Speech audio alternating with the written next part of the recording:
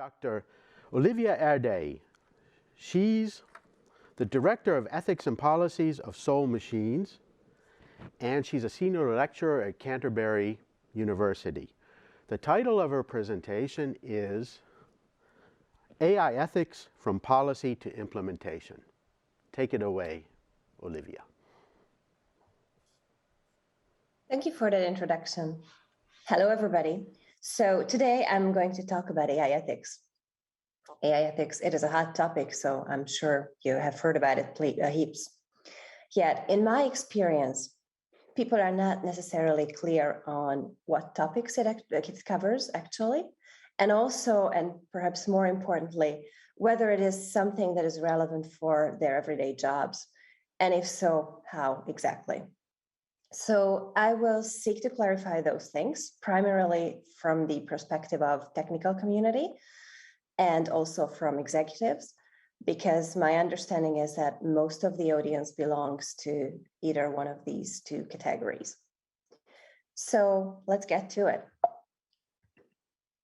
I would like to start with surveying what topics ethics covers, AI ethics. So these are just a couple of words that I put on the screen that you would encounter if you started to search in this space.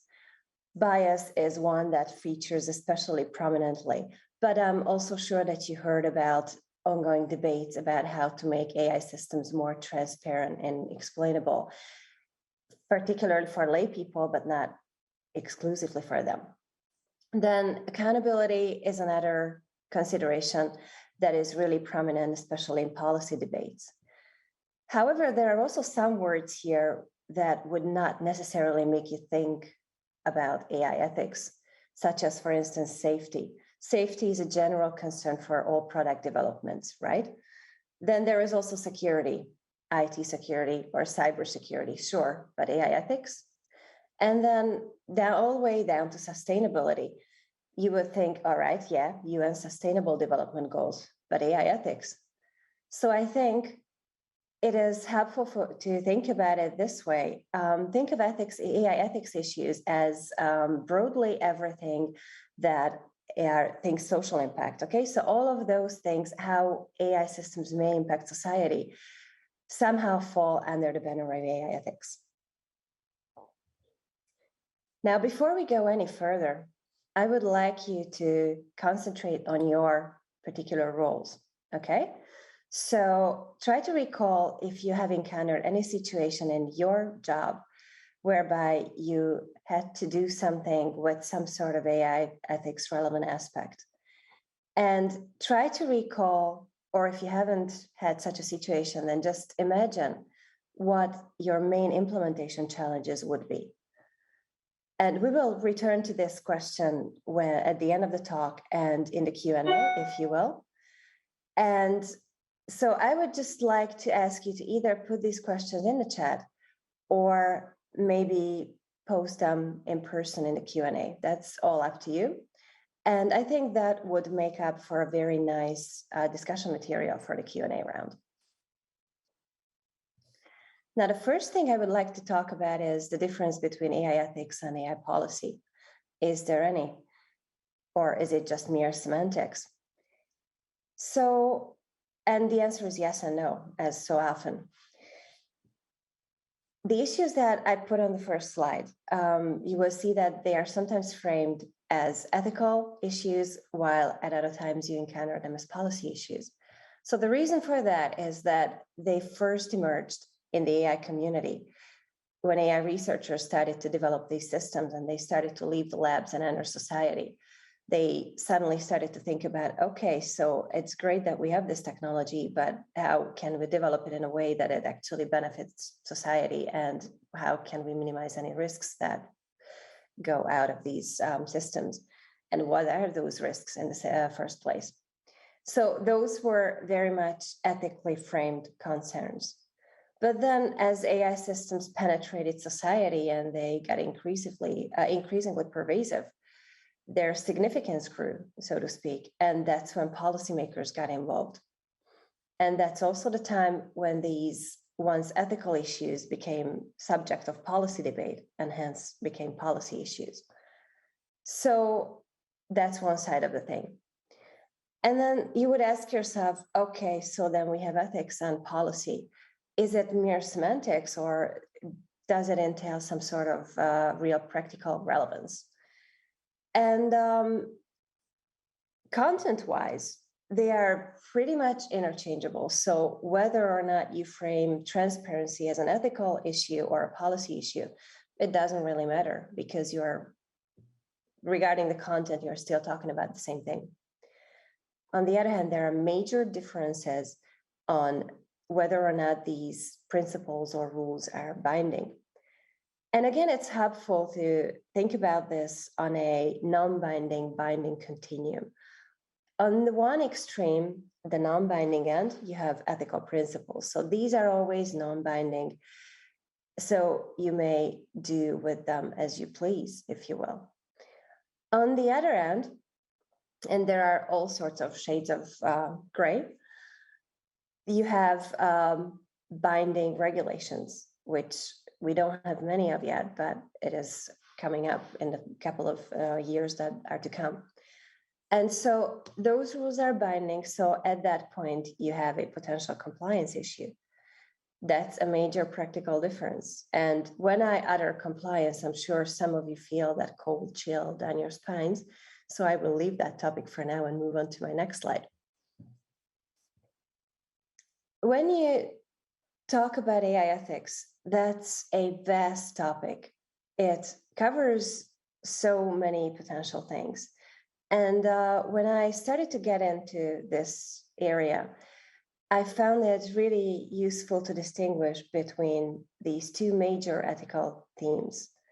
And this is also something that comes through increasingly clearly in the public-facing communication of many stakeholders.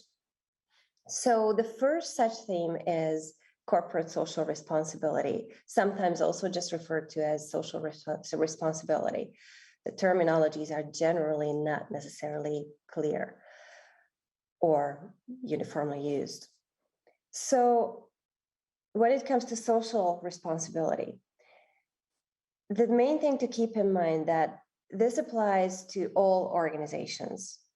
And the idea is that businesses and organizations in general should function sustainably, which means that they should not only serve shareholder interests, but also do something for the public good. And they can do that through adopting ethical business practices. So CSR centers very much around these ethical business practices, including work safety and governance and many other things. And now think of AI ethics as a subset of this social responsibility, which applies only to AI systems. So we are no longer talking about the actual companies, organizations, but their products. And here the idea is that we have this wonderful new technology that can do both harm and good.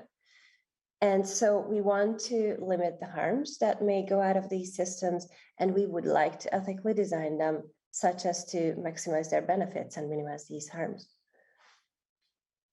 I mentioned that these two themes come through quite clearly in public-facing communications. And so if you look up some websites of especially bigger stakeholders, then you will see that most of them will have pretty sophisticated code of conduct policies. So those policies center around corporate social responsibility issues.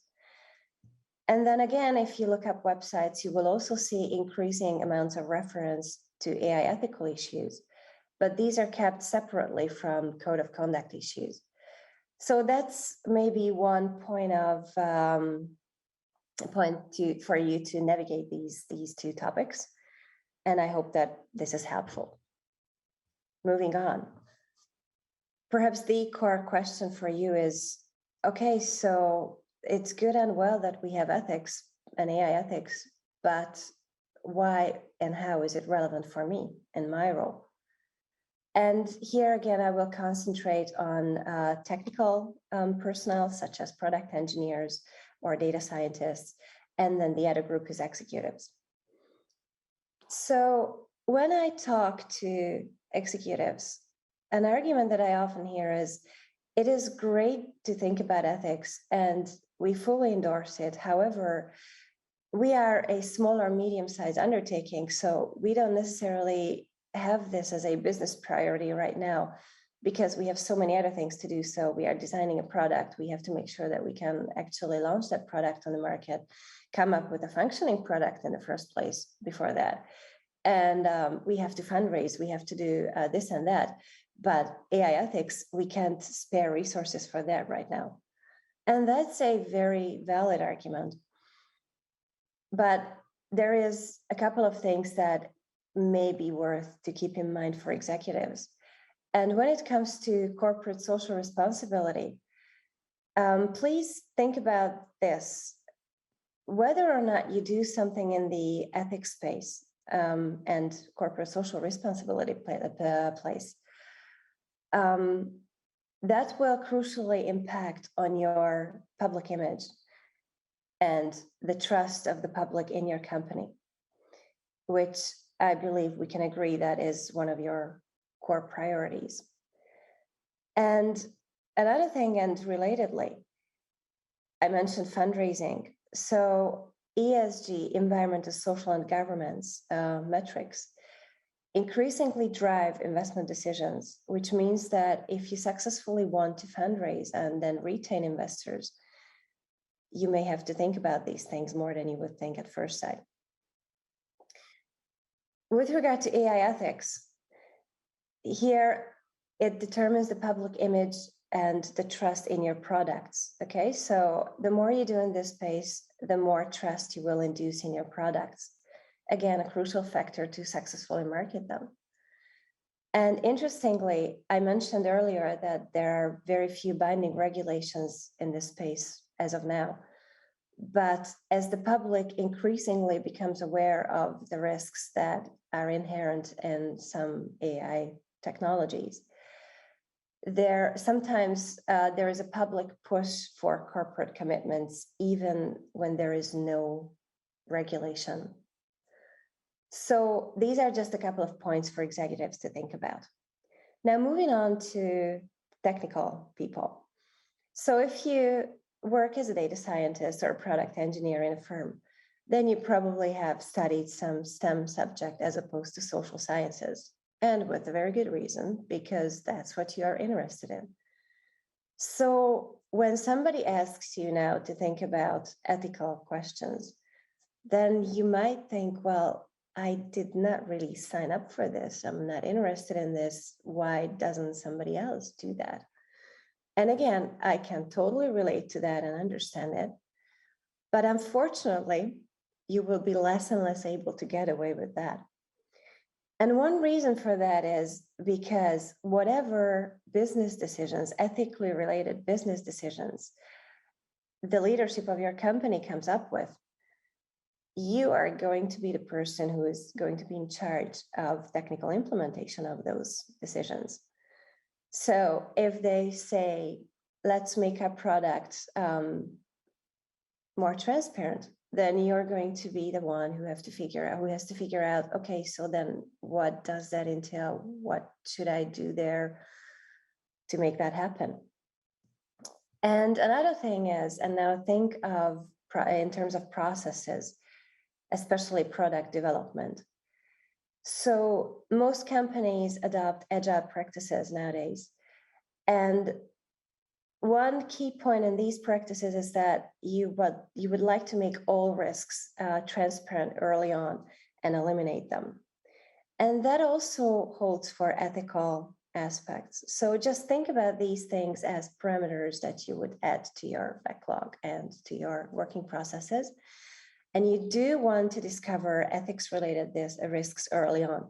Otherwise, you may face situations that some new standard or regulation comes out and you're there and you haven't considered it and you're shortly before launching a new product and you have to stop and think about, okay, how we can make it happen and how can we actually comply with these new regulations. But that's really just one example. So I think a key thought is you want to discover these risks early, just as you would with any other risks. Okay, so by now I think we have established that thinking about AI ethics is not an entirely bad idea. So then the next question becomes, where do you find the sources of, out of the myriads of things that are out there, which ones are the most relevant ones? And I have gathered the, in my opinion, perhaps most important organizations and sources that you should have on your radar. So the first one is the OECD, especially their AI Policy Observatory. So here, that's a very nice place where you can keep track on corporate best practices, domestic and international AI policy initiatives, and many more things. But also more importantly, or not more importantly, but equally importantly, the OECD has come up with a set of AI principles back in 2019, which have become very influential in existing and upcoming AI policy initiatives, both domestically and internationally. And these principles also contain a very generic AI system definition, which is great for policy purposes.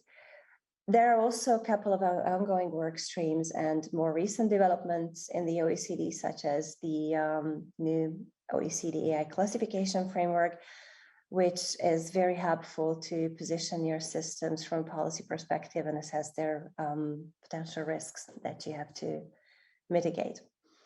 And there are many other things, but that's just one of the organizations I want to mention here, so I would not spend more time on it. Another thing you should definitely have on your radar is the European Commission. And even though it's just a European organization, not as opposed to being global, that it's very, very influential what most things that they do. Think of the GDPR, for instance. And in the AI ethics space, the most important recent development is the AI Act proposal that came out. So compared to the OECD AI principles, that's perhaps the next step in terms of concretizing what we mean by all these abstract ethical principles. So the AI Act proposal contains a little more specific regulations around what we envisage AI developers and users to do in order to adopt AI systems safely in society. Then there is the Council of Europe. They are now working on a legally binding instrument to regulate AI systems, a sort of a convention. There is some way down that lane, but hopefully they are successful to some extent in that endeavor. Then the middle row is about standard setting. And these are, again, just some of the key organizations. There are a few more. I don't think the ISO needs much introduction. Most of us are familiar with ISO standards in most technical domains, and they are very influential. So if an ISO standard comes out, then you better have some knowledge about it. And relatively recently, the ISO has established a new group that is now concerned with AI standard setting. And there are a couple of new standards that have recently come out and are under development in that space. So keep an eye out for those. Then the IEEE is another organization that is very active in the AI ethics space, and they also have already developed and are developing some very nice standards in this space. And then SENS, SENELEC are the European standardization bodies, and they will be core in developing the necessary standards for the upcoming AI Act of the European Union. Then one last organization I'd like to mention is UNESCO. They are approaching AI ethics from a slightly different angle in line with the other prerogatives of the organization, but that's also a very interesting work stream to watch out for. And then, of course, there are corporate best practices. Always watch out for those.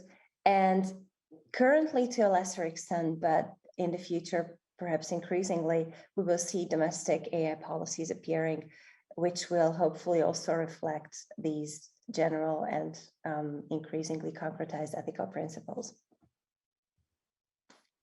Now, let's get back to the ways in which you may encounter AI ethics in your own positions.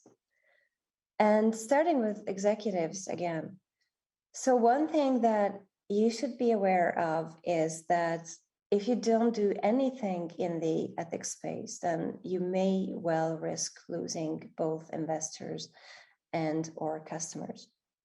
So I have experienced occasions where a product, for instance, didn't meet certain standards that would fall under the banner of AI ethics, for instance, not being diverse enough, whereby customers said, well, that is not going to work for us, so we'd rather step away from this contract.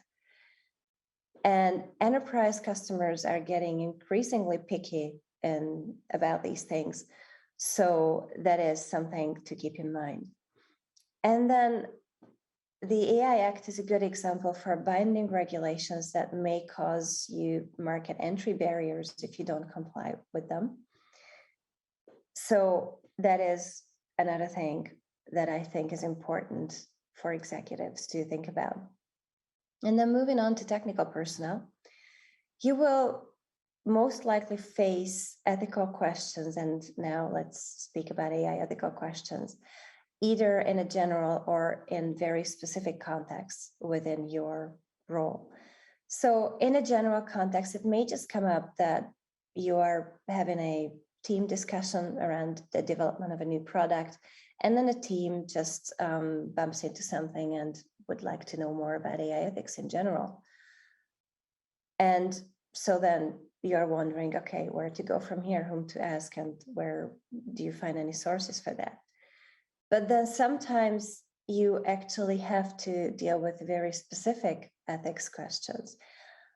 I mentioned bias in the beginning. So say there is a business decision to make an AI system that your company is developing bias-free, or, well, freedom is hard to achieve, but to mitigate bias as far as possible. And so then you have to make that happen. But what does that entail? So where do you go for guidance for that? Or even better, they say, make your AI system such that it is transparent and explainable for our customers. So what does that explainability means exactly? What is it that you concretely that you have to do in order to achieve that goal? Do you target customers that are totally lay people when it comes to technology? Do you have to explain that in a way that is understandable for them?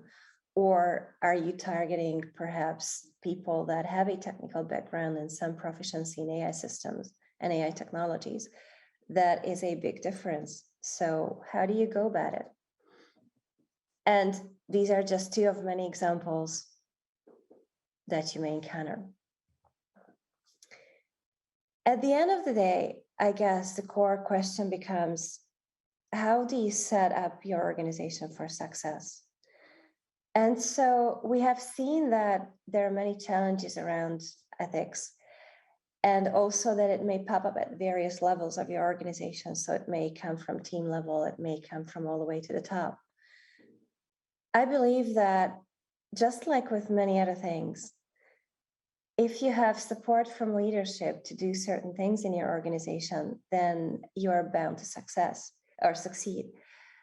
On the other hand, if that leadership is not supportive of something, then many initiatives tend to fail. So I would say that the core thing that is very important in the AI ethics space as well is a C-level understanding, or just a leadership level understanding of the significance of these AI ethical aspects and issues, because then you will have, hopefully at least, you will have the support from leadership to put in place whatever you need to put in place in order to address ethical issues.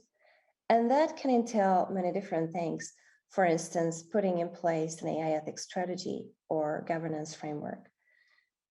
that is something that is preferably done as part of your broader corporate governance, because most companies will not use AI technologies.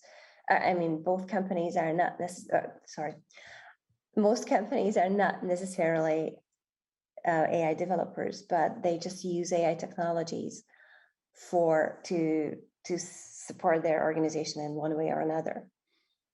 Then another thing is that you should have, or at least should think about putting dedicated ethics roles in place. So that is something that is increasingly straightforward, especially with bigger stakeholders. But if you're a smaller, medium-sized undertaking, then you don't necessarily have the resources for that. If you can, it's a good idea to think about it. Your key problem will be here expertise, because you may find people who are technically literate. You may also find people who are coming from policy background or some social science background. It is hard to find people who have all of those different disciplinary backgrounds. And this is what you need, because whoever functions in that or enters that role will have to discuss with different communities, from them to the technical product development teams, also to policymakers, for instance, and also regulatory aspects have a lot of economic considerations that you have to think about. So that person would need to ideally at least know all of those things. Then another thing is putting in place ethics policies and lower level implementing processes that detail those policies. These are very good guidances for both your employees and business partners, maybe, on your stance and general directions of how you would approach these issues. And it also is kind of and it's a little bit of a nasty word, but I would use it, a PR instrument to inform the public of your stance about AI ethics. And the last thing I would like to mention here is to have an open ethical discourse within the company. So open discourse and accepting different opinions we talk about it a lot, and in practice, we all know that it not necessarily works as it should. So just have a think about it. It might be important under certain circumstances. And I'm sorry, I skipped one slide for some reason. There is a technical problem on my end. I'm sorry. Here we go. So in the beginning of the talk, I asked you to think about potential challenges in the AI ethics space and when implementing AI ethical principles. And so my personal favorites in terms of hardest challenges are mindset, and by far the winner is communication. So when it comes to mindset, very often people think about ethics more along the lines of compliance as a barrier that they have to work around, much less than as an enabler. But please keep in mind that it is as much an enabler as a barrier. I don't deny, yes, you have to put in resources, and it's a lot of work to set up ethical processes in your company if you choose to do so. But it can create tangible business value. Think of developing robust and safe products that people trust, or the early risk elimination example in your product development practices, all of which helps you and your company to make a brand name and have a positive reputation in the public. And then also you can derive a certain competitive edge due to the very same trust factor. And then finally, communication.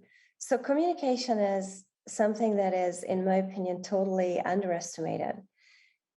And there are many different aspects to it. So even within a company, but also between stakeholders, for instance, academic, governmental, and industry stakeholders. They all speak very different languages. They all have very different priorities. and it's really hard to reconcile them. But let's just keep this to a company or business level now. So one thing you may encounter here is you are interested in some ethical question, either on a general or in a specific situation. And whom do you ask, really? So as I mentioned, bigger stakeholders have dedicated ethics roles, so that's less of a problem there. But if you're a small startup company or a medium-sized company, then you may not necessarily have that person. So what do you do then? You may have a person, but you're just not aware of it because the company is not that far in organizing themselves. So that's one thing. And then there are certain disciplinary barriers. So I mentioned that when it comes to AI ethical issues and implementing them in your company, you have to bridge many things from the technical, even algorithmic level, all the way to monitoring policies. And so imagine that your policy expert or your AI ethics person is actually a policy expert without a technical background. You would think, well, yeah, I'm at a tech firm, so I would hope that whoever we employ is actually literate in these things. But don't be too fast to assume that. There are severe barriers there, and you will have to deal with them.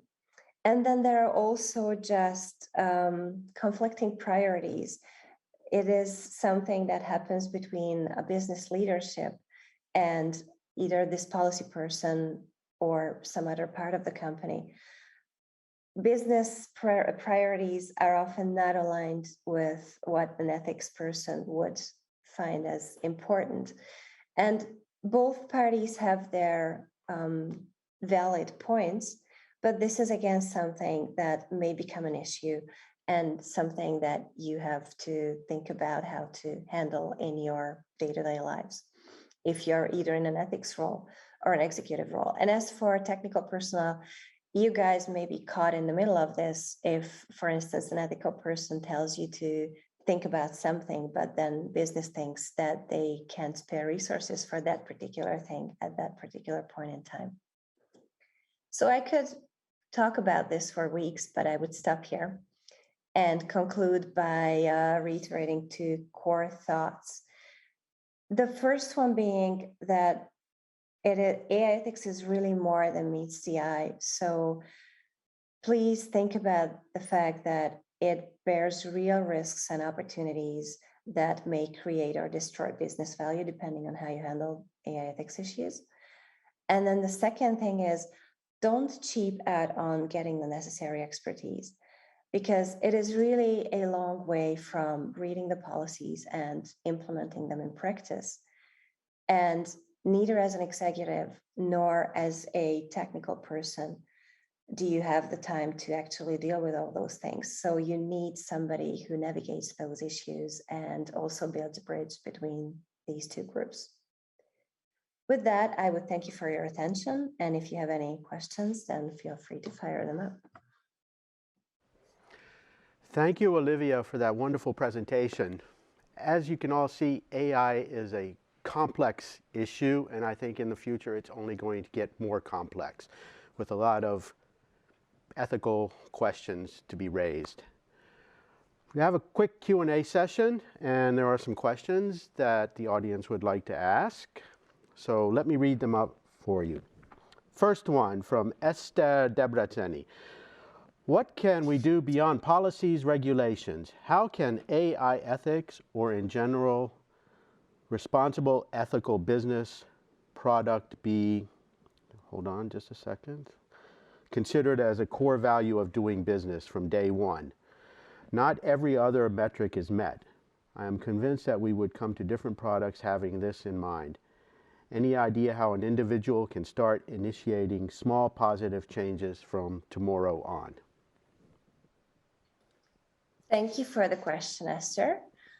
So as I mentioned, these ethical considerations may come up at various levels in your organization.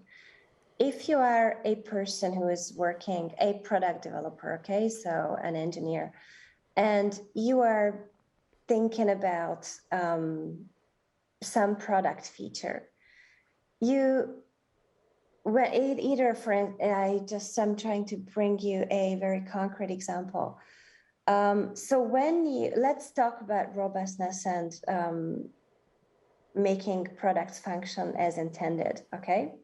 So that is something that is both standard software or product development practice and also an ethical consideration.